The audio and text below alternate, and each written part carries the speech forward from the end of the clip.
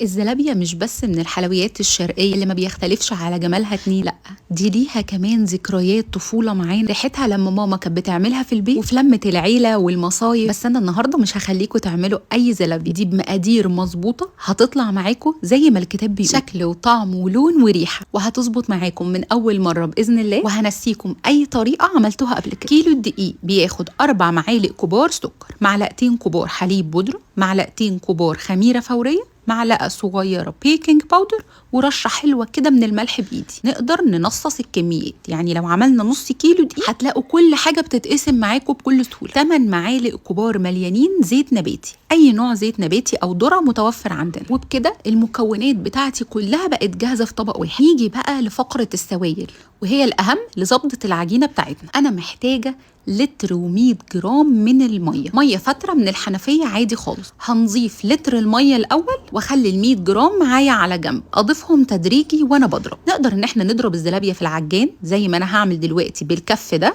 هشغل العجانه بتاعتي تدريجي من سرعه قليله لسرعه عاليه، وكل ما ضربتوا العجينه اكتر او لتتوها اكتر بايديكم كانت النتيجه معانا اظبط واحسن. المهم ان انا لو مش عندي عجان اقدر اضرب بايدي بالطريقه دي. هحط كف ايدي جوه العجينه وافضل الت بالشكل ده زي ما كنت بعمل بالسباتيولا دلوقتي. ودي من اهم مراحل نجاح الزلابيه، ان انا قلتها كويس جدا لحد ما بيكون مش عندي اي تكتلات خالص، وكل حاجه امتزجت مع بعض ودخلنا فيها كميه كويسه من الهواء. هغطيها بقى واسيبها في مكان دافي تخمر لحد ما يتضاعف حجمها بالشكل ده. اول ما تعمل معاكوا الشكل ده وتلاقوها اتخمرت كويس جدا كده وملت الطبق بتاعكم، تعرفوا ان انتوا هتبداوا شغل. كل ادوات الشغل اللي انا محتاجاها: طبق فيه ميه عليه شويه زيت ومعلقه صغيره. انا هنا بوريكوا قوام العجينه المظبوطه للزلابيه، يعني ده السمك المطلوب عندي والعرق كمان اللي انا عايزه اشوفه في العجينه.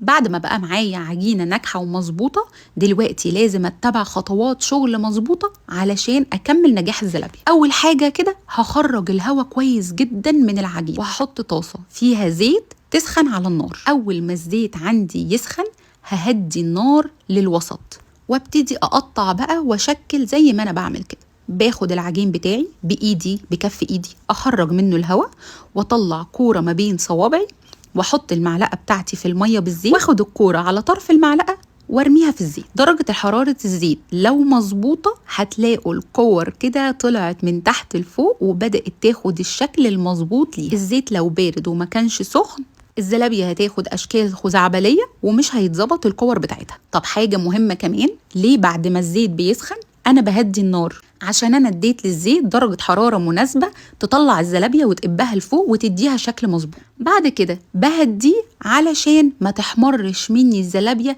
اللي انا حطيتها الاول واللي بعد كده تبقى بيضه وما تاخدش لون كويس مع بعض. حاجة تانية كمان، عشان أنا عندي 3 درجات حرارة للتسوية هاخدهم على مراحل علشان الزلابية عندي تقرمش. في الأول كانت درجة الحرارة عالية، هديت الزيت للوسط، بدأت أشكل الزلابية، بعدين فضلت على درجة الحرارة الوسط دي لحد ما الزلابية عندي بدأت تاخد لون. أول ما تبتدي تاخد اللون الذهبي ده هعلي النار على أعلى حاجة وتقليب مستمر بقى من تحت لفوق من تحت لفوق. بخرج الزلابية في الهواء وبعدين انزلها في الزيت، اخرج الزلابية في الهواء وبعدين انزلها في الزيت لحد ما تاخد اللون الاحمر المطلوب ده. كل ما الزلابية غمقت مني شوية، يعني الذهبي بتاعها بقى غامق، كل ما بقت احلى لونها في الشربات وقرمشتها مظبوط. بتطلع من الزيت بسيبها تهدى 5 ثواني كده وبعدين انزل عليها بشربات تقيل من التلاجة. ولو كنا حاطين الشربات قبلها بنص ساعة تقريبا في الفريزر كان أحسن وأحسن. وأقلب الزلابية في الشربات كويس جدا واسيبها بقى تقريبا 5 دقايق ل10 دقايق على حسب ما انتوا عايزين الزلابية تكون شاربة شربات قد ايه. انا بسيبها 5 دقايق 7 دقايق بالكتير عشان انا مش بحبها تكون شاربة شربات قوي ومسكرة. وبعدين بصفيها في مصفى زي دي واسيبها بقى تتخلص من اي شربات زيادة فيها. ولو احنا عايزين الزلابية بتاعتنا سادة، يعني عليها رشة سكر او هناكلها بعسل، احنا زمان كنا بنغمس الزلابية بالعسل الاسود، كانت بتبقى خطيرة. او لو هتحطوا عليها اي صوصات بطلعها برضو من الشربات بلون برضو غامق شوية، يعني ذهبي مظبوط بنفس طريقة التسوية، وبطلعها في مصفى مش على مناديل. بطلعها في مصفى مفتوحه في الهواء تاخد قرمشتها المظبوطه، وبعدين بقى تبتدوا تضيفوا عليها اي اضافات تحبوها. قدموها بقى لحبايبكم بالطريقه اللي تحبوها وتفضلوها، وخدوها معاكم ضيافه لرمضان على الفطار او لضيوفكم بعد الفطار مع كوبايه الشاي او القهوه. حقيقي الطريقه دي لو جربتوها مش هتبطلوا ابدا تعملوها. الزلابيه بتاعتي نتيجتها زي البغيشه كده، مقرمشه من بره قرمشه مظبوطه، وطريه وطراوتها من جوه ما تتوصفش. مش بقى ناشفه قوي ومحجره وتوجع السنان وهي بتتاكل، او مسكره كتير قوي وبتنزل شربات منها كده. لا، دي مظبوطه على الشعر. انا كده خلصت وصفه الزلابيه بتاعتي النهارده خلاص. متاكده من سهولتها وبساطتها وحلاوتها وقد ايه فتحت نفسكم عليها. هتقوموا تجربوها، وما تنسونيش من دعوه حلوه من قلبكم وتعملوا لي لايك وشير للفيديو لو استفدتم مني. ومتحمسه قوي اشوف صور الزلابيه بتاعتكم. ألف هنا وعافية على قلبكم وقلب ولادكم مقدما، ومع ألف سلامة.